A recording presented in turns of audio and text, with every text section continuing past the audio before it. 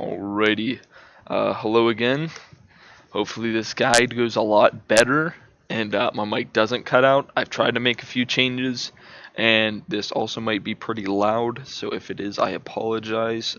Just turn the video down. Like I said, I'm trying to fix this, trying to make sure it doesn't happen again, so I apologize if it's real ear rapey or something. But I'm going to show phase 2, the Imperial troops. One thing I am going to note right now is that in Heroic, you might want to be saving your Deathtrooper for phase 3 with the Chex Mix team. And if you do that, you can replace Deathtrooper with Snowtrooper. And you can still get about 2%, but it takes a lot of retries, like I said in the Discord. It's not fun because you're gonna have to reset a lot to get that damage because it's really RNG dependent, and normally you would even run a Thrawn lead over a Veers lead to try and get that damage. So you can try and run Imperial troops, and you can get 1 to 2% damage with no Death Trooper, but obviously Death Trooper goes a long way. With me running Death Trooper instead of Snow Trooper, I will run a Veers lead. Thrawn has his advantages. The big advantage that people don't really note is his leadership. His leadership gives this special effect. Oh, I thought it was like a separate thing. Yeah, maneuver. Dispel all debuffs on this character and gain 50% turn meter. With the special abilities, that pairs really well with Shore Trooper and his unique.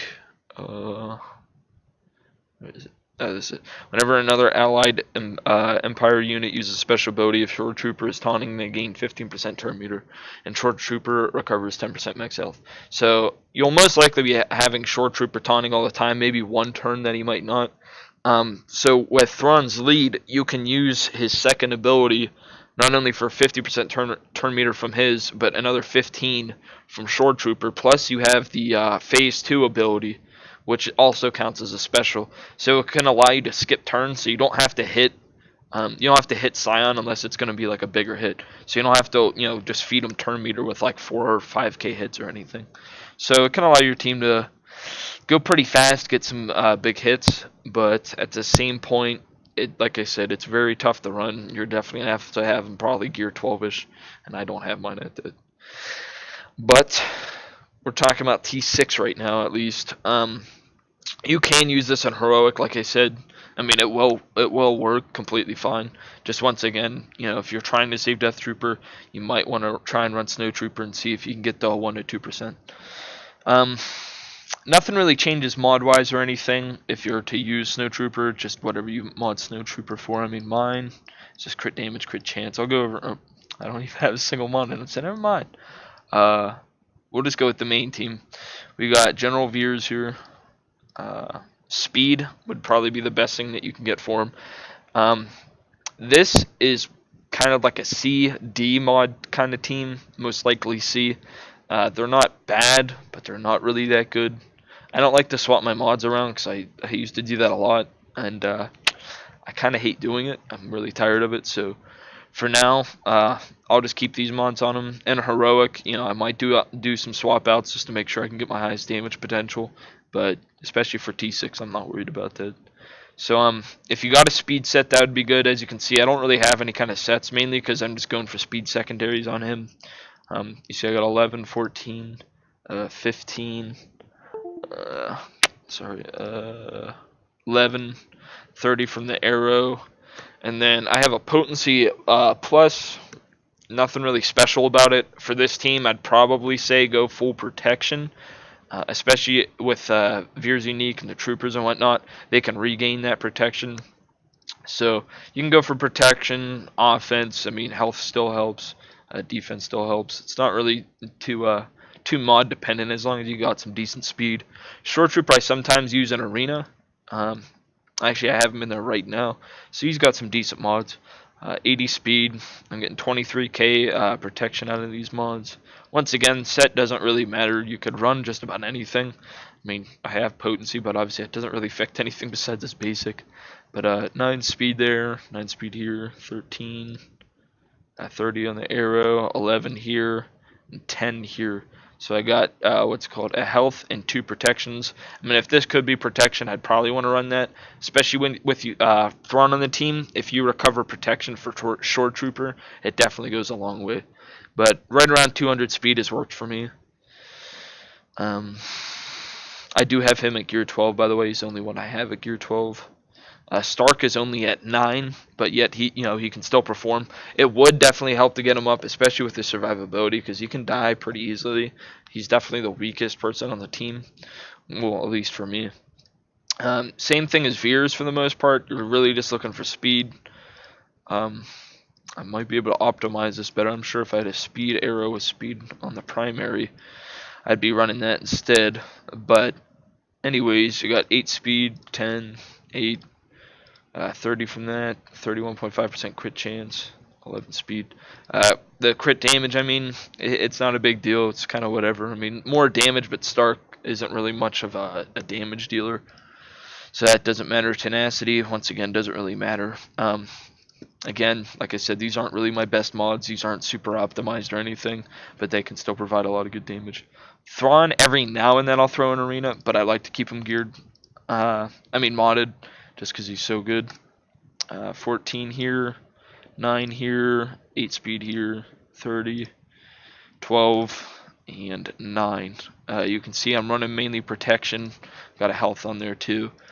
His mods are even less important for the primaries, because for the most part, after you put your fracture on, he doesn't do much. He might be able to like fracture 1 or 2 more times or get off his other special, but for the most part, he gets stuck in that fracture for a very long time. That's why survivability is really the only thing I'm worried about. And then Deathtrooper, he might be a little weirdly modded, because I've swapped him out a bunch of times, but crit damage, crit chance is what I would recommend, just because he can hit pretty hard on a basic. I think I hit 12 to 14k sometimes after like Stark's buffed him and whatnot. But got 11 speed, 9, 7, 30, 36% crit damage. Got that crit chance on the secondary.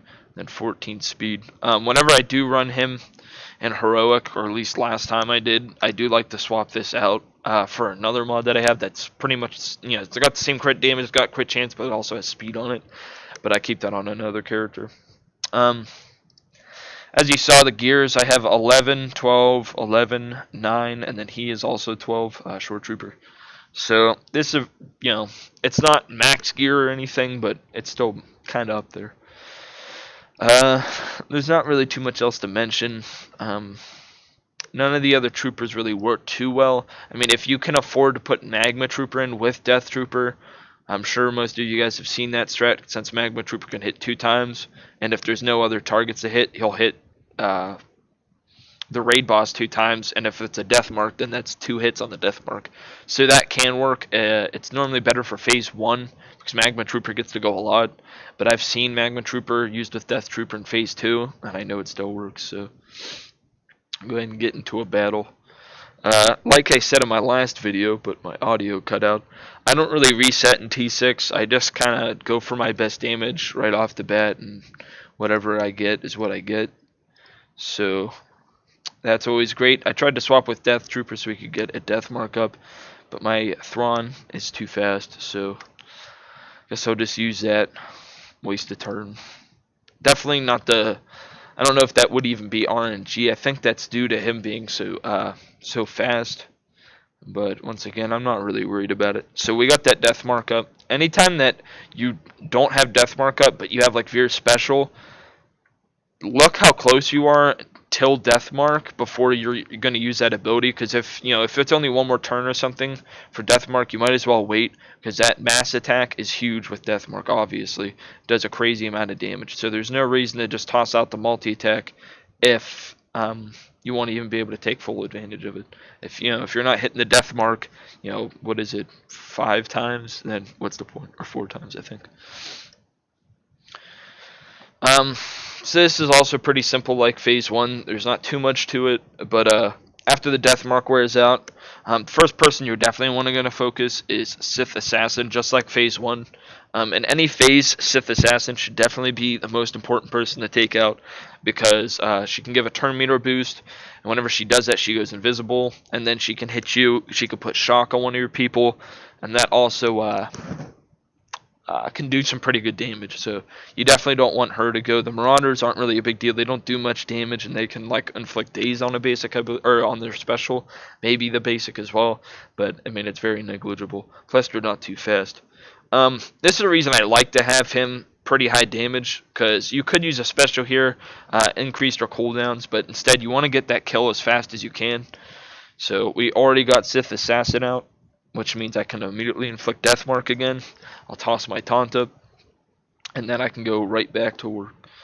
I'll clear those buffs, try and get him a turn faster. Same with Stark, no reason to give him any more damage. Hit him with a basic. We got the mass attack again. And like I said, he's still fractured. You can see how low Thrawn is. There's no reason to really try and buff up Thrawn's damage or anything, because as you see, he doesn't really get many turns in this. I don't even have a Zeta in Thrawn for his fracture. So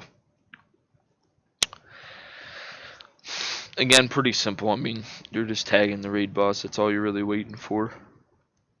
And then cycling the death mark. There's a few things here and there, but for the most part, it's nothing too hard to understand. Now, with the death mark, you can inflict death mark twice.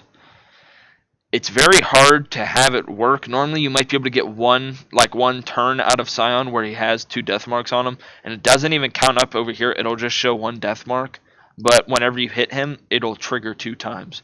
So I think that might have expired by now. I don't think I'll have 2 on him, but I just figured I'd note that, as it is possible to get multiple death marks on him. And if you do, obviously you can hit some really huge damage, especially if you're at a fracture or get a multi-attack. You can only imagine the damage potential. You also might have seen that I just left the Marauders there. I figure you can just whittle them down with AoEs. This also helps because whenever you kill them, obviously you get the turn meter boost with the Imperial troopers. So whenever you kill them with the AoE, you're not even working. You don't even have to go out of your way to kill them, yet you'll still get the turn meter boost. Like right there, I killed Marauder. Now my whole team is pretty high on turn meter. I probably would kill him with my next AoE, but I'll wait. No, I'll just take him out. No reason to wait. You could have waited there and then, save the turn meter boost for later, and that's pretty surprising, but I just missed with my death mark. I think that's literally the first time that's ever happened to me this raid. But obviously that definitely sucks, because now I'm going to have to wait, go for multiple attacks where I'm not having death mark on them. And now this, I wouldn't probably reset, because that's obviously a bunch of damage just wasted if I don't even have a death mark on him. But frankly, like I said, it's T6. I'm not really too worried about it. I'm not going to reset 100 times, just because it kind of kills the fun whenever you're resetting just for T6. And then whenever I get into heroic, it definitely doesn't make me want to reset some more. So I'll save the resets for heroic, and then I normally just 1 or 2 turn on T6. Again, pretty simple. It doesn't matter what you're hitting Scion with, by the way. Your main damage is the death mark. People like Deathtrooper. I can hit about 14-ish K. That definitely helps, no doubt. But still, the main damage potential of this team is the death mark. So another thing that people will mess up is they think that since they've killed someone, that they can try and death mark Scion again, and they'll notice that it fails. And a lot of people think that's like a potency check or something like that. Anytime that he has a full set of adds, or like the Marauder and Assassin, you can't inflict death mark. At least one of the characters has to die. So we'll go ahead and kill Sith Assassin, like you saw right there, 25k. That's why I kind of like to have him buffed up. I should have cleared that. But we'll wait for that death mark now. We'll go ahead and hit him just to get him ready for that turn meter boost. Inflict that death mark, And we go back to town. Another big thing, I guess I haven't mentioned yet, is you normally want to keep this off the cycle of pain, or is it suffering or whatever. You definitely want to try and keep that off Shore Trooper, especially the most, because he will be the one to take all the damage. So you want to make sure that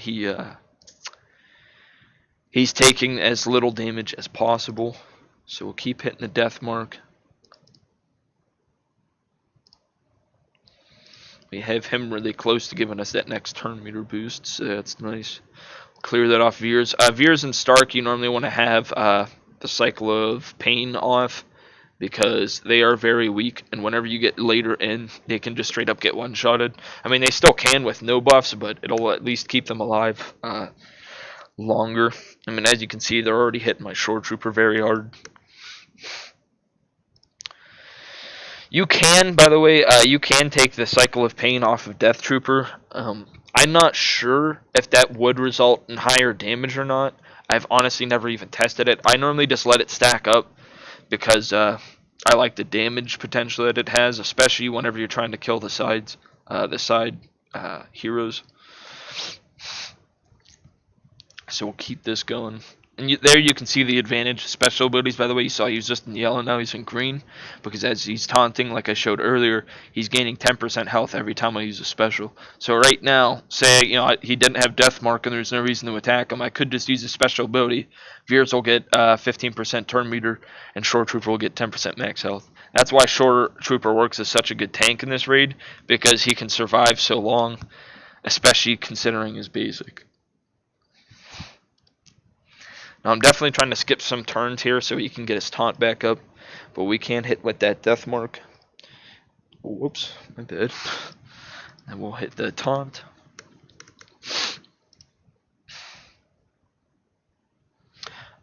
If you are just hitting Scion and that's it with Stark, by the way, do use the basic, because that has a lot higher damage potential. You can save your AoE for the ads. That's pretty simple.